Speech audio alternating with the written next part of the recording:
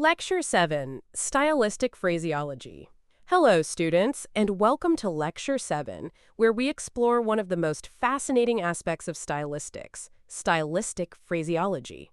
This topic reveals how seemingly fixed expressions, idioms, proverbs, set phrases can serve as powerful stylistic tools in both everyday speech and literary texts. Brain. What is a phraseological unit? Let's begin with the basics. According to A.V. Kunin, a phraseological unit, or PU, is a block longer than one word, yet functioning as a whole. That means it's a fixed or semi-fixed expression, whose meaning often can't be deduced from the meanings of its individual components. For instance, take the idiom to kick the bucket. If interpreted literally, it might sound like a strange act involving a pail, but contextually it means to die. This gap between literal and figurative meaning is one of the key features of stylistic phraseology. PUs are semantically integral and display a high degree of stability and cohesion. They exist as ready-made expressions in the mental lexicon of native speakers. Brick classification of phraseological units. I.R. Galperin classifies PUs into neutral, literary, and non-literary. Pushpin neutral PUs. These are common in speech and writing, phrases like at the 11th hour, ups and downs, or to let the cat out of the bag. They serve as idiomatic ways to express familiar ideas, often more vividly and memorably than literal language. Books, literary PUs. These include elevated and poetic idioms such as an earthly paradise or to breathe one's last. Within this group we find archaisms, expressions like to play upon advantage, meaning to deceive, bookish PUs, formal or historical expressions such as Gordian knot, foreign PUs, like the French bon mot, a witty remark, speaking head, non-literary PUs. These are further subdivided. Colloquial, to rein cats and dogs, big bug, jargon, a loss leader, and items sold at a loss to attract customers. Slang, to be nuts about, to kick the bucket. Each type contributes tone, character, and social context to the speech or text. Anti-clockwise arrows, occasional transformations of PUs. Writers often play with fixed expressions to create humor, irony, or deeper meaning. This results in occasional phraseological units, creative modifications of common phrases. Examples include prolongation, he was born with a silver spoon in a mouth that was rather curly and large. Insertion, shifting from foot to unaccustomed foot. Substitution, to talk pig, shop. These deviations are intentional and reveal the stylistic consciousness of the author. Lewis Carroll's "Oh, My Ears and Whiskers" and Shaw's "Too True to Be Good" are classic invented PUs with lasting literary value. Speech balloon, clichés, proverbs, quotations, allusions. Phraseology also includes other set expressions with distinct stylistic uses. Brick clichés. A cliché is a phrase that has become overused and predictable, like rosy dreams of youth. While often avoided in formal prose, clichés can be used ironically or satirically for effect. Scroll proverbs. These are wise, culturally embedded sayings such as out of sight, out of mind, or you can't get blood from a stone. Proverbs are figurative, compressed, and often reflect folk wisdom or moral lessons. They function as cultural shorthand, evoking complex meanings quickly and memorably.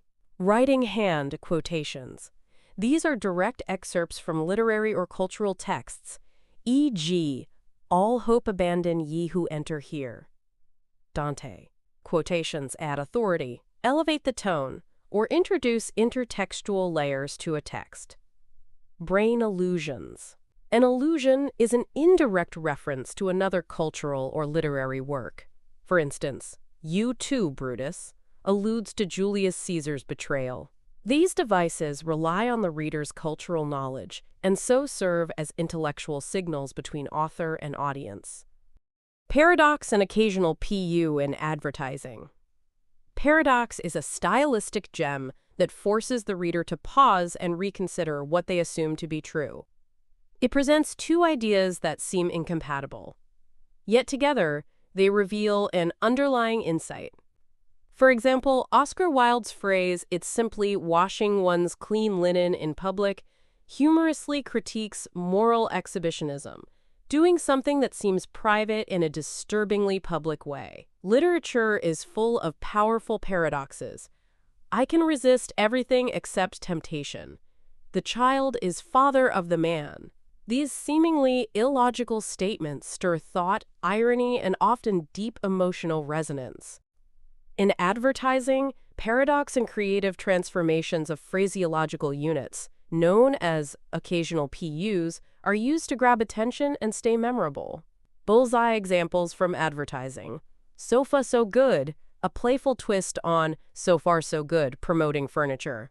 Impeachment, used for a politically themed ice cream flavor, play on impeachment and mint. "Because you're worth it," from L'Oreal, takes the idiom "worth every penny" and turns it into personal validation. "Have a break, have a Kit Kat," makes use of the idiom "take a break" as an advertising anchor. These adapted expressions blend cultural familiarity with novelty, a powerful, persuasive tool in branding. Bullseye expanded functions of stylistic phraseology. Let's now deepen our understanding of how phraseological units function stylistically and cognitively. 1. Compression of complex ideas.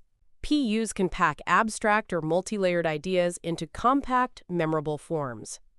Example, "The moon and sixpence" symbolizes spiritual longing versus materialism. 2. Foregrounding and emphasis.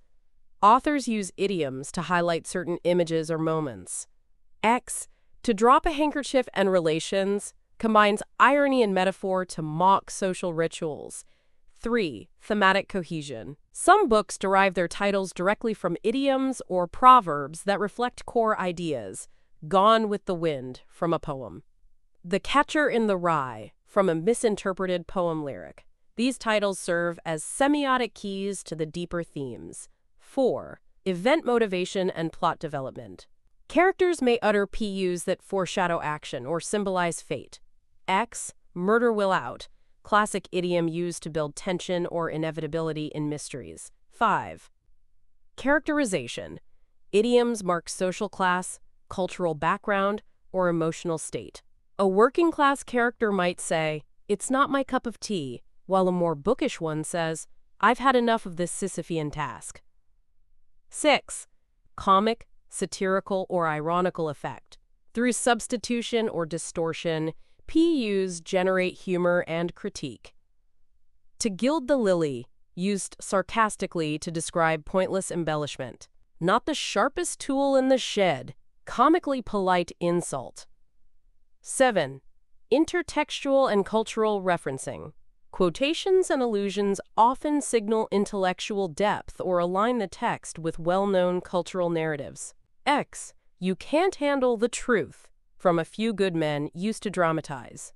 Phraseological units are living fossils of language, rich, layered, and ever-evolving.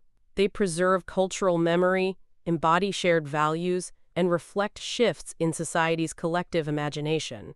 In stylistics, they serve not merely as decoration, but as functional elements, highlighting, condensing, motivating, and coloring meaning. Writers and speakers who master phraseology gain access to a subtle and powerful register. Whether you're decoding literature, analyzing an ad campaign, or writing your own fiction, understanding phraseological nuance gives your language more texture, rhythm, and emotional precision. So next time you hear someone barking up the wrong tree, ask yourself, what's the tone? Is it irony, frustration, humor? That's the beauty of stylistic phraseology. Meaning is never flat. It resonates.